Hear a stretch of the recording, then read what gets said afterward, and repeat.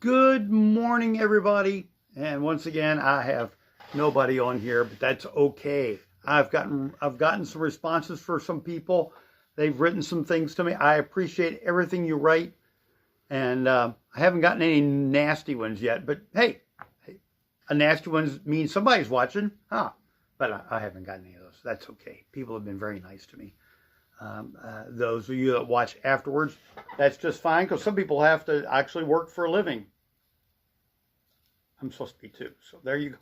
Okay, well, good morning. I want to start off with an observation that I have. Once again, you people on Facebook there, you might want to go to my YouTube channel at Shenandoah Sew and Vac, because it's Shenandoah and then Sew and Vac is one word.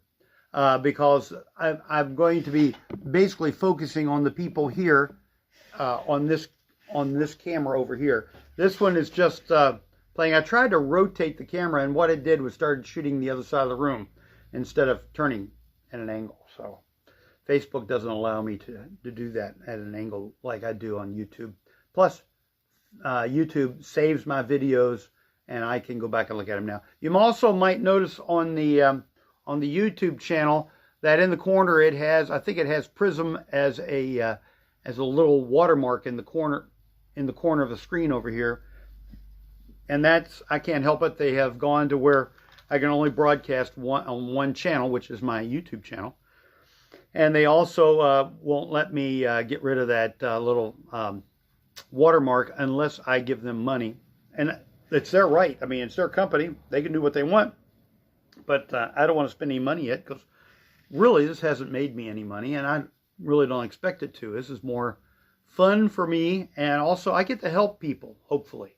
So remember to call me on my phone right here. My number's up in the corner right there, on both phones, right there and right there. Okay, so call me and I'll answer your questions, or at least try to answer your questions live on the air. And I can even run around to some sewing machines and vacuum cleaners here to try to show you how to take care of your problem. And this is called free. I know everybody likes free. The only thing it's costing me is my time, and probably somebody being angry that I haven't fixed their item. But that's the way it goes. Oh, okay. So last Saturday, I went to the bank, and while I was there, it was crowded. There were lots of people. Different languages, some I don't know. Actually, I don't know anything but Valley and Yankee English. That's about it. I do work pretty good with Southerners, but when it comes to foreign languages, I have a terrible time with it. We do a lot of motioning and things, and sometimes I'll use Google Translate on my phone, which is very helpful because they're using it too, which is very nice. Anyway, there was a crowd of people in the bank, and I had to stand there and wait at least 5 minutes, which is, in this area, is terrible. In Philadelphia, where I used to live, 5 minutes was just walking up in line. And they had little cattle things that you want to walk through to get into the bank. Here, you can go to whoever you want to. And anyway, so I was there, and I noticed that a girl in front of me, she went up to the girl behind the counter and was doing her transactions and things, and as she was leaving, the teller, I don't think she did it on purpose, but she was kind of rude. She said to this woman, "I'm sorry about your weight." Now, I didn't know you could make comments about people's weight in public like that, but I went up afterwards, and we were standing there in line, and I did my transaction, and as I was leaving, I said, "By the way, ma'am, you seem to be pretty rude to that lady ahead of me, talking about her weight like that." And so as I left, she had this perplexed look on her face. So next time I go into the bank, I'll have to talk to them about that and say I was, joking, which is my way of saying you didn't understand a word I said, which is normal. So anyway, so that's my kind of joke this morning. I'm sorry about your weight. And by the way, this lady was not heavy, so it was just my sick humor. All right, now we're going to talk about vacuum cleaners this morning. This morning, I had this customer come in last week, and I pulled this thing off the shelf and showed it to him, and asked them if they knew what this was. And I'm going to show you here on YouTube, on Facebook first. Let's see that thing there. It's got some dirt on it, but there you go. And now you guys, you see that? It's not motorized or anything. It's just got a bunch of brushes that stick out on it. And in the summertime, this is probably used more than other times of the year. And actually, I doubt if very many people have one of these. And if they did, they wouldn't even know what it was. But I'm going to tell you what this thing is, because these brushes turn as you move them. So how many of you have screens on your windows and you don't use your air conditioning all the time? No. Basically at my mom's house, we use air conditioning all the time. But we do have screens on the windows in case we want to open them up for fresh air, in case I burn something or whatever. So this is for cleaning your screens on your house. Okay, so you got the spider webs and all the dead bugs and things on there. And so you get this out and you turn on your vacuum cleaner and run this along the edge of it, and it cleans out the little holes on your screen, and hopefully does not poke new holes on your screen. Okay, so anyway, that's what this is, and I have them here at the store. I have, I think, 2 of them.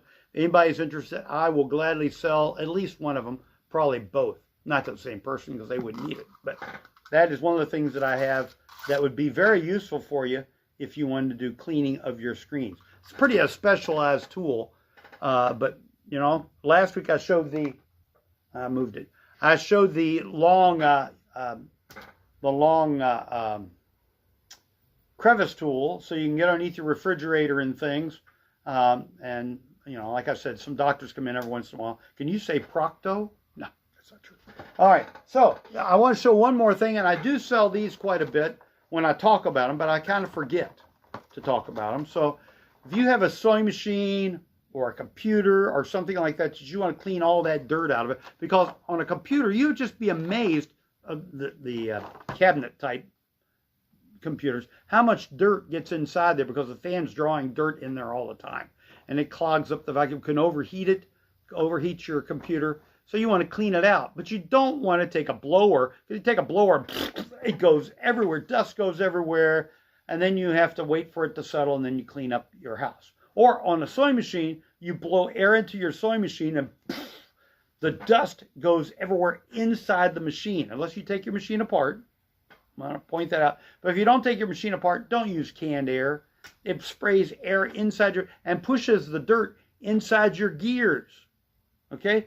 Inside your gears. So you don't want to do that. So you want to vacuum the dirt out of your sewing machine. And I have this tool here, and I'll show you guys first. It's got crevice tools. It's got a little brush. It does all kinds of little things that you can do to clean up. It's even got wands, so you can reach way down inside your computer, or I doubt if you have to do it with your vacuum cleaner or with your sewing machine. But it does. It works on your car. It works on all that, and it has an adapter fit almost all vacuum cleaners. I'm not going to say all, because that's probably wrong, but it fits on quite a few different style vacuum cleaners, and I sell that here at the store at a very reasonable price, and I'll smile if you buy one. Okay, so that is my that's my vacuum cleaner little talk today. Oh no, one more thing. I had a customer call me up. No, sent me a text this week, and one picture, and if I could do this picture thing online, I'd do it, but they sent me a picture of a DeWalt shop vac, okay? And then they sent me a picture of a Riccar upright, which I sell Riccars.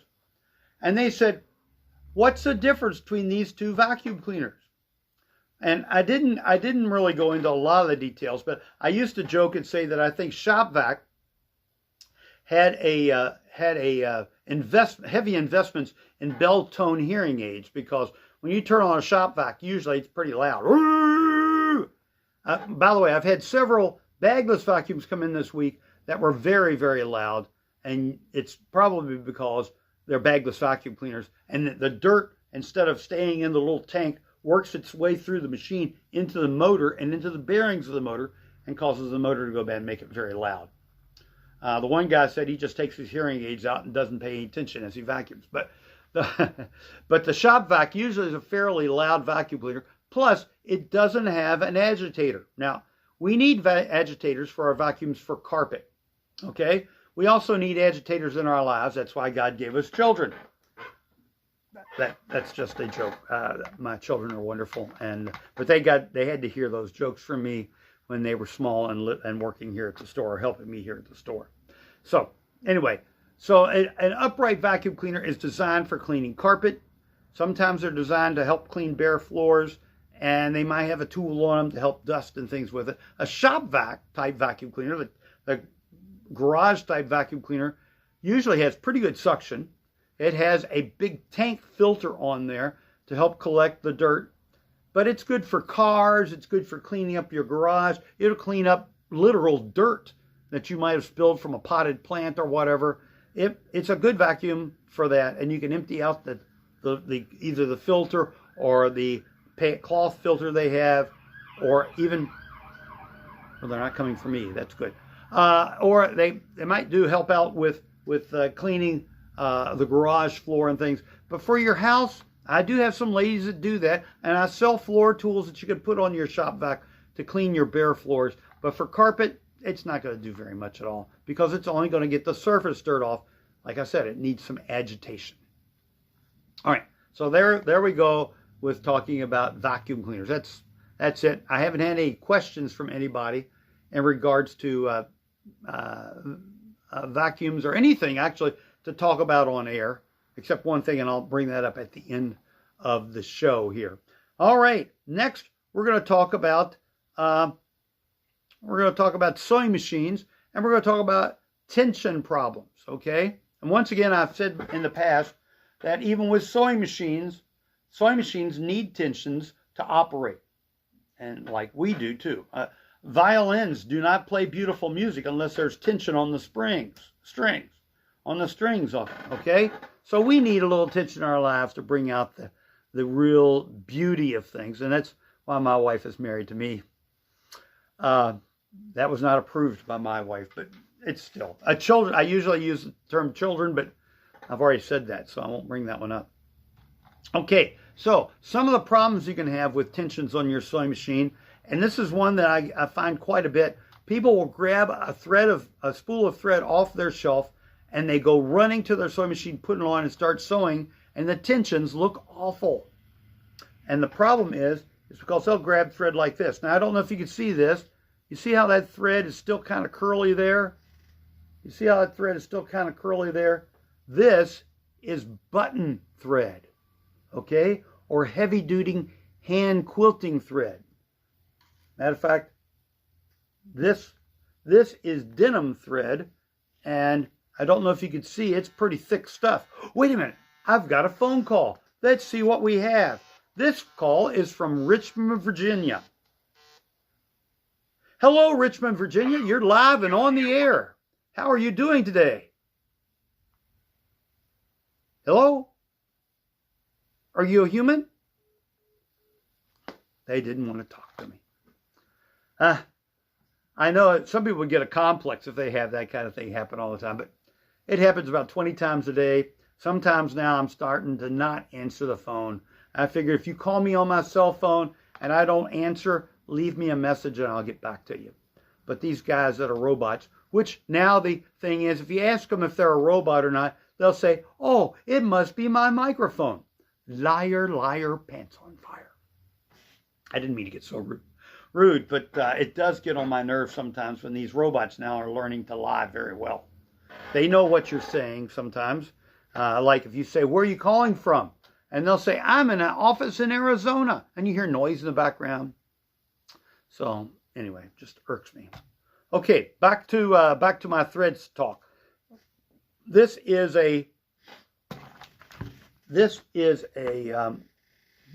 regular thread, not, it says here, no, extra strong hand quilting thread, and you can see the thread's curly. If it's not laying flat, most likely the problem is that the thread is not for the sewing machine. Alrighty?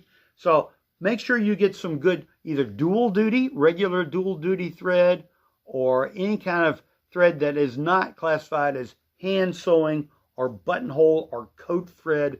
Those do not work usually. Now, I did have a lady one time that she had her husband bring the machine in and pick up and take home, and she had coat thread on her machine. And I told her husband not to tell her never use that thread on her machine. I got a call, and this lady was not happy, and rightfully so, because she knows how to adjust her tensions on her machine for coat thread and things. And then when she got done, she put it back to normal. I said, ma'am, I apologize.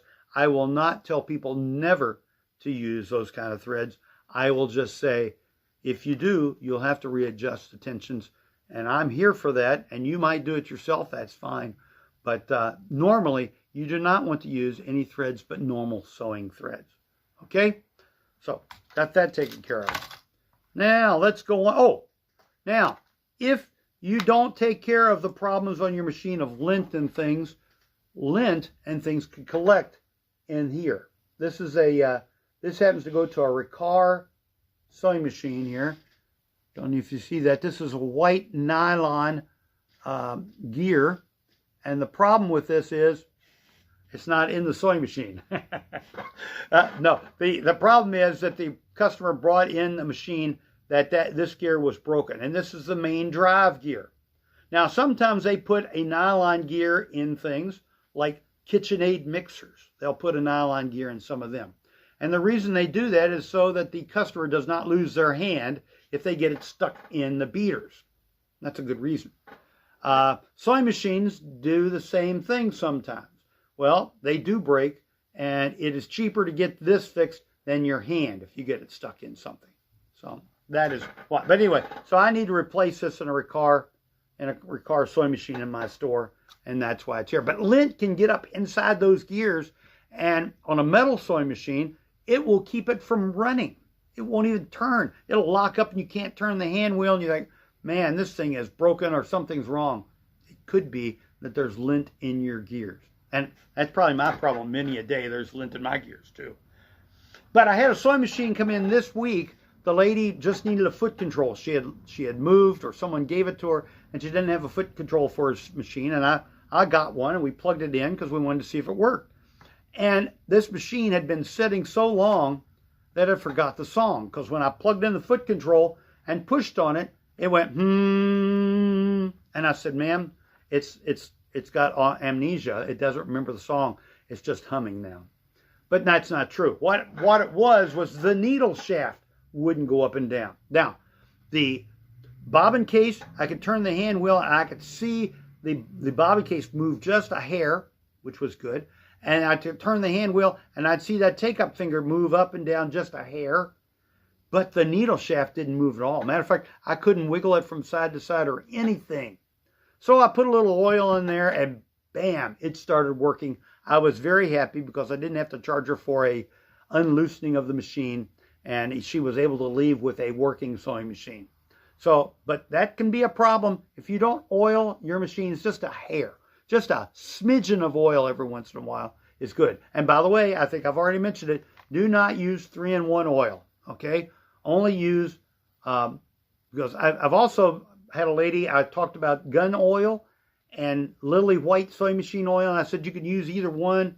This lady said that the gun oil, I guess her husband has stinky gun oil. She says it stinks. And I said, well, don't use it then. I've never heard of that, but hey, there's all kinds of stuff out there. And so make sure that you use a lily white with a real fine oil or a gun oil, something like that, to be able to lubricate your machine. And just a smidgen of oil, not drops.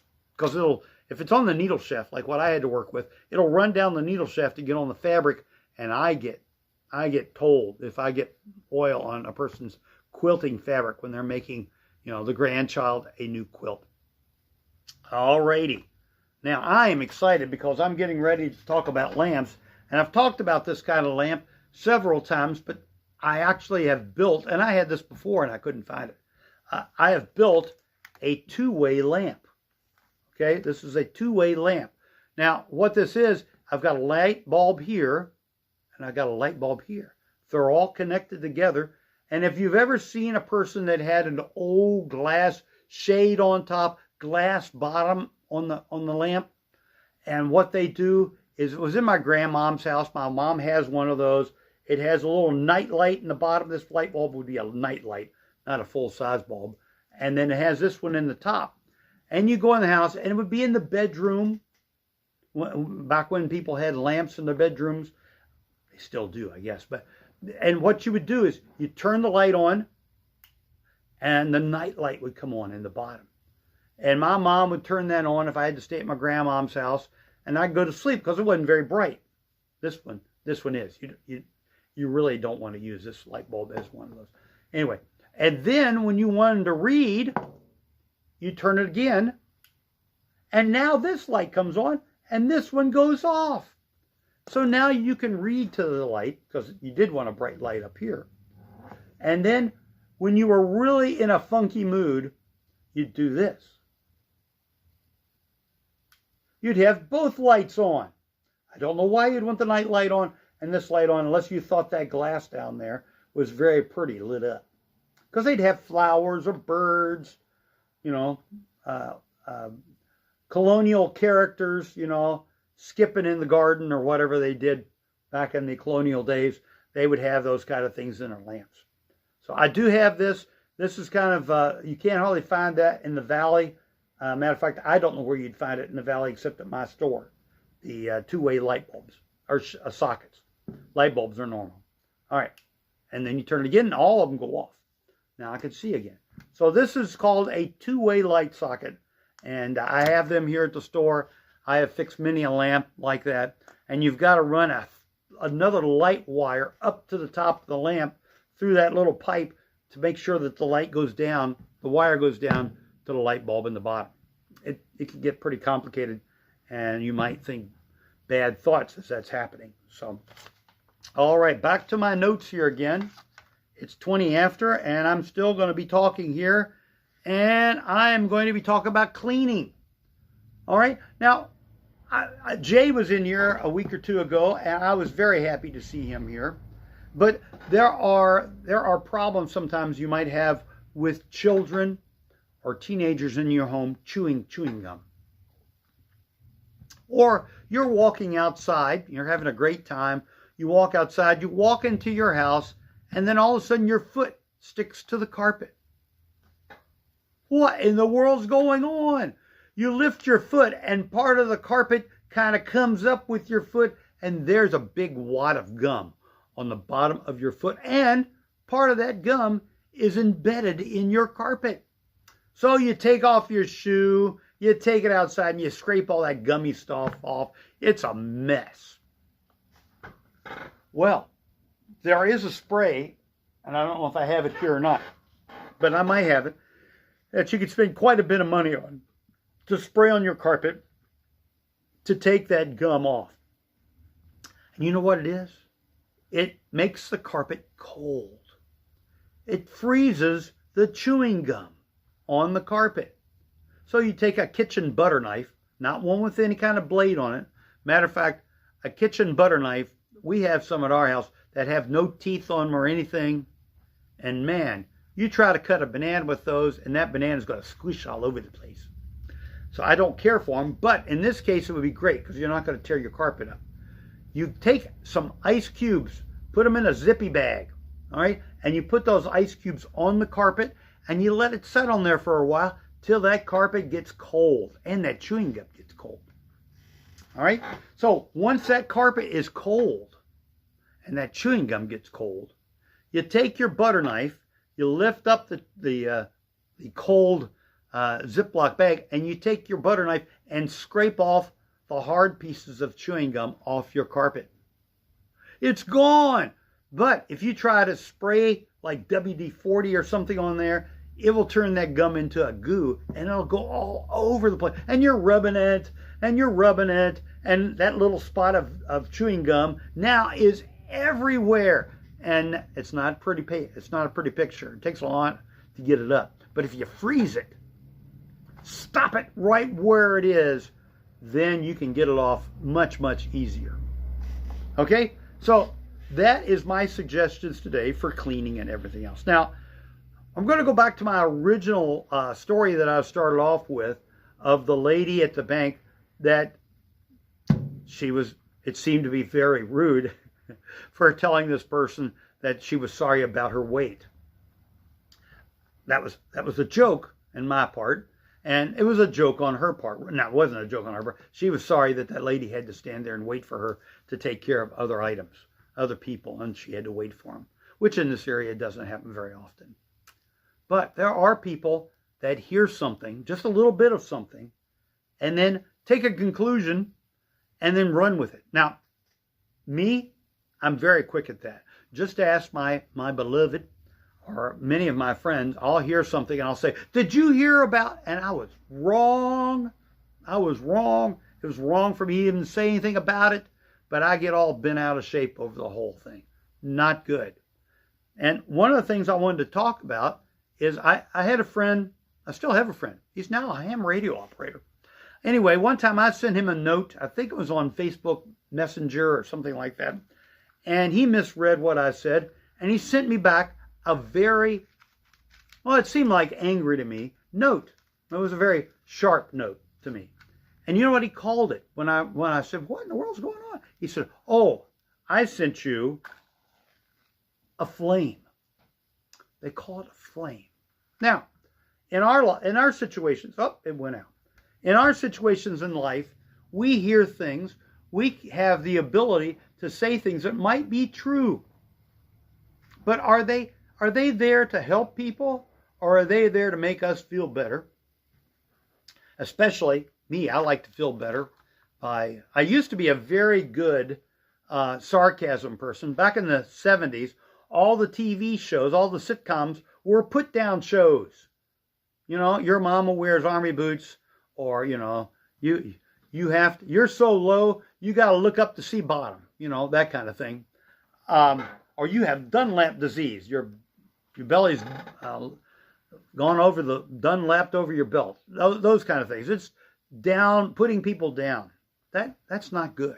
That's not good. Matter of fact, the book of James in the Bible, I mentioned it in a Bible verse. I don't know the verse number. So those of you that want me to quote Bible verses, read the whole chapter. It's very good.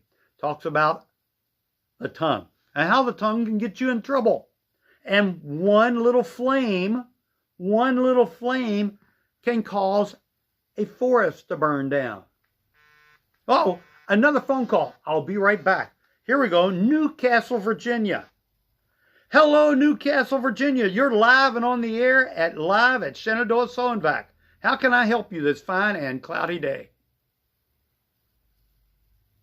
Hello? They don't want to talk to me either. Okay, back to the flame. The Bible talks about a little flame can cause mighty fires. Okay? How many times do we say things just to get our point across? I'm right. I can say that. It's the truth. Well, what's the purpose of you telling the truth? Are you telling the truth to help to educate somebody? Are you trying to make someone mad? Okay? And sometimes a whisper does a better job than shouting. It does. Because if you wait for the person that's angry and shouting at you and everything, and they're wrong, matter of fact, sometimes people are mad about things they don't know about. They'll find out later that what they were mad about wasn't even what was going on at the time.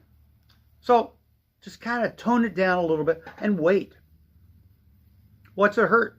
Now, with my blood pressure and things, it probably is helping me to not have all those issues with getting angry. My idea of freedom is letting me do what I want with my own property, my own things, and then my car, whatever. But there are times that we need to have somebody tell us, hey, you can't do that. You might hurt somebody. You might back over somebody. You know, the fire you're burning in your yard of toxic chemicals, all those plastic boxes and things you're burning, is going over to a neighbor's house that has emphysema. Not a good idea. So anyway, if you want to be more likable, you got 2 ears. Most everybody has 2 ears. There are probably some people with only one. Some people without any. That would be pretty sad looking. But how would their glasses stay on? That is a question that you need to know. But anyway, you have 2 ears and 1 mouth. So maybe we should just kind of be quiet about it sometimes. Just listen. And there are times that you need to speak up to help people. You know, tell somebody you got beans up their nose in a nice way. Don't just walk up and say, you got beans up your nose. No. You go take them aside and say, hey, listen, you got nasal beans. You might want to take one out. Maybe both, because it looks a little silly and you're probably having a hard time breathing. All righty. It is now 10:30. I have gotten no calls. I'll wait a few more moments to maybe get another call here. Another call. A real call on this phone during my business hours. Nobody's coming in. I haven't turned my open signs on yet. By the way, I do have vacuum cleaners here. I have a couple of Electroluxes that I have fixed up for sale. People are usually asking about those. I've got one that is an antique Model G. Model G was a vacuum cleaner, probably I've considered to be the best Electrolux vacuum cleaner ever made. It was a Model G, was made in the 1950s and early 1960s. The motor was encased in felt, so it cut down on the noise. And they even made a hospital edition of it that had a little bit extra filtering in the back. And I have one of those here at the store. I have another antique one that I can go down and change the bearings in the motor on that one also. Some of the newer ones you can't do that with. And the plastic ones, you can't do anything but replace the motor. And that's kind of sad, but I can still do that too. Alrighty. And I'm looking here and I don't see anybody on Facebook Live. Facebook Live, if you want to see more, go to the YouTube channel and watch me on there, or I'm probably going to put it up here on Facebook when I get done this evening sometime, so you can see what I've talked about here on the wide angle camera. All right, I'm going to say goodbye to you all on Facebook. Say good night, Gracie. Good night, Gracie. All right, they're done. I'm back to you all here only. Don't you feel special? All right, and I understand my mom watches sometimes when I'm not there. I can't imagine what they're talking about, except that I like to talk a lot. Once again, 2 ears, one mouth, one nose, but 2 holes. What's that got to say about life, Okie dokie. Matter of fact, I don't know if I've said this before here on the air, but a lot of people complain about the smells of springtime here in the area where they empty out their barnyards or their chicken houses. And I told my kids growing up, that's the smell of life and money, because they're fertilizing their fields with chicken things or cow things. Okay, people on the air, questions, send them on notes on Facebook or YouTube. On YouTube now, you're watching on YouTube here. Send it to me on YouTube. Email me at Shenandoah SewandVac at gmail.com. If you send it to mail at ShenandoahSewandVac.com, I will get to them, but I don't check every day. So I apologize if you're using my website's email address. I don't check that as much as I do Gmail. On to next week.